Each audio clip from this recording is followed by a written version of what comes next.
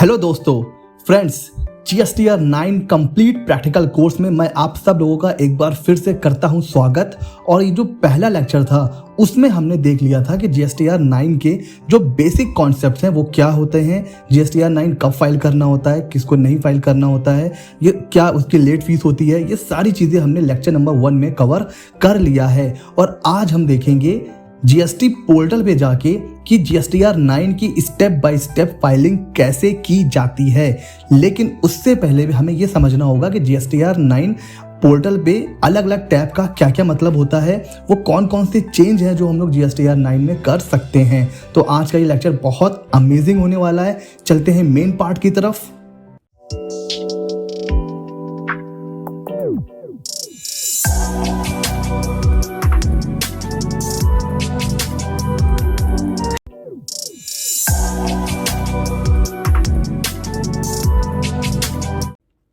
अच्छा फ्रेंड्स, हमने lecture number 1 में ये चीज़ें कवर कर ली थी कि जब भी आप GSTR 9 फाइल करने जाएंगे उससे पहले ये वो डॉक्यूमेंट की लिस्ट है या आप कह लो ये इंफॉर्मेशन है जो आपके पास होनी चाहिए GSTR 9 फाइल करने से पहले।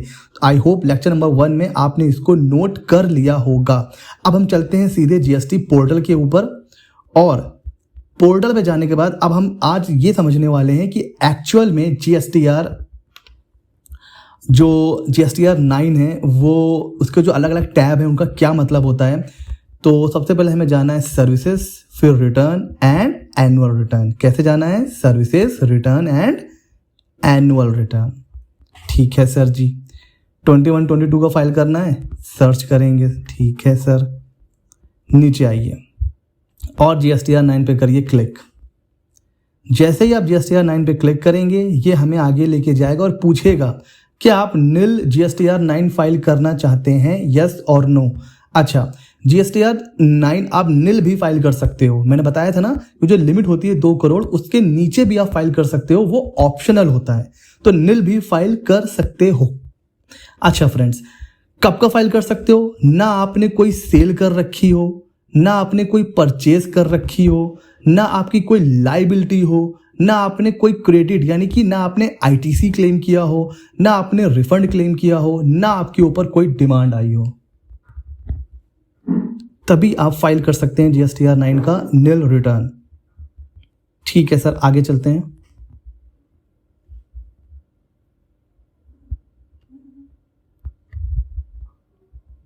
हमने नो पे क्लिक किया हुआ है और ये हमारा ओपन हो चुका है GSTR 9। इसमें कितने टैब हैं सर? ओहो, इसमें तो सर 18, और अगर मैं इसको भी ले तो 19 टैब हैं सर। डरने की ज़रूरत नहीं है, बहुत इजी रिटर्न है। जब हम इसको डिटेल में समझेंगे तो आपको लगेगा अरे सर ये तो बहुत आसान है। तो देखिए, सबसे पहले ऊपर आपको कुछ डाउनलोड करने का ऑप्शन दे रहा है। अभी हमने देखा है कुछ डिटेल, तो ये जो डिटेल है इनमें से कुछ डिटेल तो हमें यहीं से मिल जाएगी। जैसे GSTR 9 की समरी हमें यहीं से मिल जा रही है, बहुत अच्छी बात है। GSTR 1 पूरे साल के GSTR 1 की समरी यहीं से हम डाउनलोड कर सकते हैं। 3B की समरी हम यहाँ से डाउनलोड कर सकते हैं, और GSTR 2A पूरे साल का हम यहाँ से डाउनलोड कर सकते हैं। तो देखिए कितना मज़ेदार पोर्टल है। मतलब GSTR 9 फाइल करने के लिए जितनी इंफॉर्मेशन चाहिए उसमें से 80% इंफॉर्मेशन आप यहाँ से बस एक सिंगल क्लिक के साथ डाउनलोड कर सकते हो। इस पे आप करोगे क्लिक और ये हो जाएगा डाउनलोड। तो मतलब 80% इंफॉर्मेशन तो आप यहीं से डाउनलोड कर सकते हो, बाकी आपके बुक्स ऑफ अकाउंट। अब आते हैं टैब की तरफ। देखिए फ्रेंड्स, सबसे पहले GSTR 9 की तरफ जाने से पहले मैं आपको बता दूं, GSTR 9 ये कोई करेक्शन का फॉर्म नहीं है। बहुत बड़ी गलती लोग सोचते हैं कि GSTR 1 में गलती हो गई है, GSTR 9 फाइल कर देंगे। 3B में गलती हो गई है, कोई इनवॉइस छूट गया है, अरे यार GSTR 9 में ठीक कर देंगे। क्या दिक्कत है? दिक्कत ही दिक्कत है सर, बहुत प्रॉब्लम है। हमेशा एक चीज़ अपने दिमाग में बैठा लीजिए, GSTR 9 कोई करेक्शन का फॉर्म नहीं है। अगर आपको कोई भी करेक्शन करना है, कोई चेंज करना है, तो आपको क्या करना है? सब्सीक्वेंट मंथ के GSTR 1 या GSTR 3B में उसको ठीक करना पड़ेगा। GSTR 9 आप मत यूज़ करिए चेंज करने के लिए। सर फिर जीएसटीआर 9 होता किसके लिए है? जीएसटीआर 9 बस एक एनुअल स्टेटमेंट होता है। साल भर में आपने जो कुछ भी किया है जीएसटी में, तो जीएसटीआर 9 उसका एक समरी कह सकते हो आप, एक एनुअल स्टेटमेंट होता है जो आपको फाइल करना होता है। ये कोई ऐसा नहीं है कि ये आपका करेक्शन का फॉर्म है। करेक्शन के लिए आपको क्या करना है, आने वाले सब्सिक्वेंट मंथ में जो भी जीएसटीआर 1 है, जीएसटीआर 3 भी है, उसमें आपको करेक्शन करनी है। ठीक है, तो जो सबसे प्रैक्टिकल प्रॉब्लम्स आती हैं पहले तो हम उनको कर लेते हैं डिस्कस। देखिए लोग क्या करते हैं, भाई कोई भगवान तो है नहीं, सबसे गलतियां हो जाती हैं ना। तो देखिए क्या हो जाता है, कई बार कोई इनवॉइस जीएसटीआर 1 में मिस हो जाता है। 3B आपने सही से फाइल किया हुआ है, 3B में कोई प्रॉब्लम नहीं है। 3B में आपने उसको चालान को लिया, मतलब इनवॉइस को लिया भी है और उस पर जीएसटी भी पे कर दिया है, लेकिन जीएसटीआर 1 में नहीं लिया है। अब क्या करें, अब आपको क्या करना है, पहली गलती का ये है सॉल्यूशन, आपको सब्सिक्वेंट मंथ में, ठीक है, जीएसटीआर 1 ठीक करना है। एज सिंपल एज दैट, खत्म। अच्छा अब तो और बढ़िया हो गया है, जब से जो अमेंडमेंट आया है, जो हमने डिस्कस किया हुआ है, जब जो अमेंडमेंट आया है उसमें हमने क्या देखा हुआ है कि अब हम जीएसटीआर 1, जीएसटीआर 3B 30 नवंबर तक रेक्टिफाई कर सकते हैं सर। तो आप देखो ना, ड्यू डेट क्या है जीएसटीआर 9 की 31 दिसंबर, चेंज हम कब तक कर सकते हैं, 30 नवंबर। तो सर जीएसटीआर 9 का वेट क्यों करना करेक्शन के लिए, जब हमारे पास इतनी बड़ी विंडो है अपनी गलतियों को ठीक करने के लिए। तो जीएसटीआर 9 में कभी भी करेक्शन मत करिए। सर कब करना है वो भी बात करेंगे, ठीक है। तो हमेशा एक बात मैं आपको बार बार बोल रहा हूं, जीएसटीआर 9 करेक्शन का फॉर्म नहीं है। तो अगर कुछ ऐसा हुआ है आपके साथ, पहली प्रॉब्लम अगर ये हुई है कि आपका जीएसटीआर 1 में कोई इनवॉइस मिस हो गया है और जीएसटीआर 3B में आपने सही फाइल किया हुआ है, तो अब आप क्या करोगे, आने वाले जीएसटीआर 1 में उसको आप क्या करो, इनवॉइस वहां पर अपलोड कर दो। इससे क्या होगा, जो भी आपका सामने वाला रिसिपिएंट है उसको आईटीसी जीएसटीआर 2A में दिखनी स्टार्ट हो जाएगी और वो जीएसटीआर 2B में क्लेम कर लेगा जिस मंथ में भी आपने फाइल किया हुआ है। क्योंकि आईटीसी क्लेम करने की भी जो ड्यू डेट है वो क्या है, वो क्या हो गई है, 30 नवंबर। तो अगर आपने 30 नवंबर तक फाइल कर दिया, जीएसटीआर 1 अपना सही कर दिया, रेक्टिफाई कर दिया, तो सामने वाले को भी आईटीसी मिल जाएगा। सर यहाँ पर एक प्रॉब्लम है, लेकिन एक प्रॉब्लम है सर, आप ये कह रहे हो कि जीएसटीआर 1 में हम इनवॉइस अपलोड कर देंगे, लेकिन सर ऐसा नहीं हो जाएगा, हमने तो उस मंथ के जीएसटीआर 3B में ऑलरेडी पैसा पे कर रखा है। अब हम अगले मंथ में दिखाएंगे जीएसटीआर 1 में, तो हमारे ऊपर एक और पेनाल्टी आ जाएगी जीएसटीआर 3B। भाई वहां पे जीएसटीआर 3B में क्या होता है, जीएसटीआर 1 से ही तो डेटा जाता है। तो अब क्या होगा, पहले भी हमने पे कर दिया है ईमानदारी से, अब हमने जीएसटीआर 1 सही किया, उसकी वजह से जीएसटीआर 3B में क्या आएगा, ज्यादा आएगी लायबिलिटी, ज्यादा पे करना पड़ेगा। अब आप क्या करोगे, जीएसटीआर 3B में जाकर के वहां पर रिड्यूस करोगे। तो क्या करना है, आने वाले मंथ के जीएसटीआर 1 में उस इनवॉइस को आपको अपलोड करना है और जब 3B फाइल करोगे तो उतना अमाउंट रिड्यूस करोगे। सर अगर नोटिस आ गया तो, सर नोटिस आ गया, जेन्युइन केस है, आप रिप्लाई कर सकते हो कि सर ये गलती हो गई थी, जीएसटीआर 1 में ठीक किया है, जीएसटीआर 3B हमने रिड्यूस कर दिया, क्योंकि एक सेल पर 2 टैक्स क्यों जमा करें। सर समझ में आ गया, पहली प्रॉब्लम का ये सॉल्यूशन है। अच्छा सर ये तो आपने बता दिया, दूसरी प्रॉब्लम क्या है सर, कि हमने जीएसटीआर 1 में तो इनवॉइस दिखाई है, 3B में नहीं दिखाई है। अब क्या करें, जीएसटीआर 1 में तो हमने चढ़ा दिया था, जीएसटीआर 3B में मिस हो गया, वहां पे हमने पे नहीं किया। अब जो आपके पास ऑप्शन बचता है वो ये तो बचता है कि आपको क्या करना है, DRC 03 फॉर्म। अगर कुछ ऐसा, वैसे तो अगर ऐसा हुआ है तो आने वाले जो 3B होगा ना, जो मान लीजिए आपका जनवरी में छूट गया, तो फरवरी के मंथ में जाकर के आप जीएसटीआर 3B बढ़ाइए और इंटरेस्ट के साथ पे कर दीजिए। और अगर ये भी छूट जाए तो आपको क्या करना है, DRC 03। अब सर ये कैसे पेमेंट होता है ये भी हम सीखेंगे। ये पूरा कोर्स होने वाला है जीएसटीआर 9 का, इसमें हम लोग हर एक चीज आराम से डिटेल में सीखने वाले हैं। तो हम DRC 03 भी सीखेंगे कि इसमें पेमेंट कैसे किया जाता है। तो बिल्कुल भी टेंशन लेने की जरूरत नहीं है, आराम से सीखेंगे। तो मैं क्या बता रहा हूं, अगर कोई इनवॉइस आपका 3B में छूट गया, 1 में था, तो क्या करना है आपको, पहला तो ये है कि आप आने वाले 3B में उसको रेक्टिफाई कर लो, नहीं कर पाए हो तो फाइल कर दो DRC-03 और जो बैलेंस पेमेंट है वो उठा के इंटरेस्ट के साथ पे कर दो, खत्म, कोई टेंशन नहीं उसके बाद। ठीक है, दो जो प्रैक्टिकल प्रॉब्लम्स आती है वो मैंने आपको बता दिया। अगला प्रैक्टिकल प्रॉब्लम्स, ये थोड़ी बड़ी प्रॉब्लम है कि GSTR 1 में भी नहीं हमने उसको दिखाया है, GSTR 3B में भी नहीं दिखाया है, और ये सर हो जाती है थोड़ी सी बड़ी प्रॉब्लम कि सर दोनों में हमने नहीं दिखाया है। तो अभी हमारे पास क्या ऑप्शन बचता है कि आने वाले मंथ में हम GSTR 1 फाइल कर दें, रेक्टिफाई कर दें, और जब GSTR 1 फाइल करेंगे तो 3B में ऑटोमेटिक आ जाएगा और वहां पर हम पेमेंट कर देंगे। ठीक है, लेकिन लेकिन लेकिन ये जो ड्यू डेट है ना सर, एक मिनट, ये जो ड्यू डेट है हमारी सर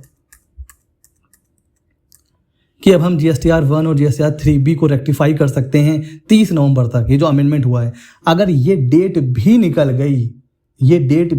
गई और हम GSTR 1 और 3B रेक्टिफाई नहीं कर पाए, अब हमें GSTR 9 को कैसे यूज करना है, वो ही तो मेन क्वेश्चन है। अच्छा, अब आते हैं, सबसे पहले देखिए ये जो 4 है ना, क्या लिखा हुआ है इसमें, डिटेल ऑफ एडवांस, कोई एडवांस अगर आपको पेमेंट मिला है, inward outward supply made during the financial year, जिसके ऊपर टैक्स पे किया गया है। तो ये जो डिटेल है ना सर, ये जो डिटेल आती है ना, ये कहां से उठ के आती है, GSTR 3B से नहीं उठ के आती है, नो, गलत, ये डिटेल उठ के आती है GSTR 1 से। तो हमेशा एक बात याद रखिए, ये जो टेबल नंबर 4 है ये आता है GSTR 1 से। उसके बाद ऐसा कौन सी सप्लाई है जिसके ऊपर टैक्स पे नहीं होता है, मतलब GST पे नहीं होता है, मतलब जीरो रेटेड, एग्जेम्प्ट, वो आता है टेबल नंबर 5 में, और ये भी कहां से उठ के आता है, GSTR 1 से। तो टेबल नंबर 4, टेबल नंबर 5 कहां से उठ के आता है, GSTR 1 से। ठीक है सर। टेबल नंबर 6 क्या कह रहा है, detail of ITC availed during the financial year, पूरे साल में ITC जो आपने अवेल किया है उसकी डिटेल आ रही है। तो ये आप मुझे बताओ, क्या ये GSTR 1 से आ रहा होगा, नहीं, GSTR 1 में तो 3B का कुछ होता ही नहीं है, तो ये आता है सर GSTR 3B से, GSTR 3B से। तो 4, 5 आते हैं GSTR 1 से, 6 आता है GSTR 3B से। 7, जो ITC आपने रिवर्स या कोई इनएलिजिबल ITC आपने अगर क्लेम कर रखी है उसकी डिटेल देनी है, और ये other ITC related information. Sir 6 number पे तो था ITC के बारे में, अब ये अदर ITC कौन सा आ जाता है, बड़ी टेंशन हो गई। टेंशन होने की बात नहीं है, यहां पर डिटेल आती है GSTR 2A से। यहां जो हमने देखा ना 6 नंबर, यहां तो 3B से आती है ITC की डिटेल जो हमने अवेल की हुई है, और 8 नंबर में ये उठ के आता है GSTR 2A से। अब यहां पर आप लोगों को एक बात नोटिस करी, हर जगह 2A 2A 2A, जबकि हम ITC क्लेम करते हैं 2B से। तो हुआ क्या था, लास्ट ईयर अगर आपको याद हो तो 1 जनवरी से कहानी चेंज हुई थी, फिर GSTR 2B आ गया था, 2A हटा दिया गया था, क्योंकि अभी भी GSTR 2A को कंसीडर करना है लास्ट फाइनेंशियल ईयर में, इसलिए अभी भी 2A आ रहा है। अब देखिए, हो सकता है नेक्स्ट ईयर में क्या हो कि GSTR 2A को हटा के 2B ले आए। फिलहाल अभी मुझे लग रहा है कि इस ईयर भी इनको GSTR 2B ही से मैच करवाना चाहिए था GSTR 9, बट अभी भी GSTR 2A ही आ रहा है, तो ये प्रॉब्लम है। 3B में तो बोल दिया है कि GSTR 2B लीजिए, लेकिन अब क्योंकि ये जो चेंज हुआ था ये mid of the financial year हुआ था, इसलिए अभी भी जो डिटेल आ रही है वो GSTR 2A से आ रही है। आई होप क्लियर हो गया होगा। तो ये जो 8 नंबर वाला टैब है ये होती है GSTR 2A में, जो ITC आ रही है उसकी डिटेल। ठीक है सर। टैब नंबर 9 क्या कह रहा है, detail of tax paid as declared in returns. अब मुझे बताइए, टैक्स पे हम लोग किससे करते हैं, सर 3B से करते हैं। तो 3B में साल भर में जितना टैक्स पे किया है उसकी डिटेल आती है 9 नंबर में, उसकी डिटेल आती है 9 नंबर में। और फ्रेंड्स मैं आपको बताऊं, यहां तक हमारा GSTR 9 हो चुका है कंप्लीट। 4, 5, 6, 7, 8, 9 GSTR 9 में जितनी चीज़ें हमें चेक करनी है, जितनी चीज़ें हमें चेंज करनी है, जितनी चीज़ें या फिर अगर हमें अपलोड करनी है, तो वो सारी चीज़ें कहाँ तक आती हैं, 9 नंबर तक। उसके नीचे क्या क्या इंफॉर्मेशन है आइए देखते हैं। 10, 11, 12, 13 एक में ही है, particular of transaction for the financial year declared in the specified return in the return of the क्या लिखा हुआ है next financial year till the specified period.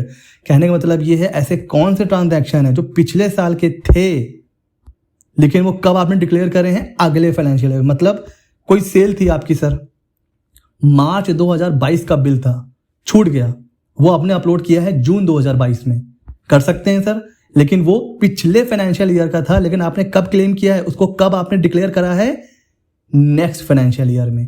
अगर ऐसी कोई सेल है तो वो आपको यहां देनी है 10, 11, 12, 13। अब इसको डिटेल में समझेंगे, ये मत समझिए कि सब बस हम सर तो बस ऊपर से बता रहे हैं और बस ना, अभी हम लोग अंदर जाके देखेंगे, ठीक है।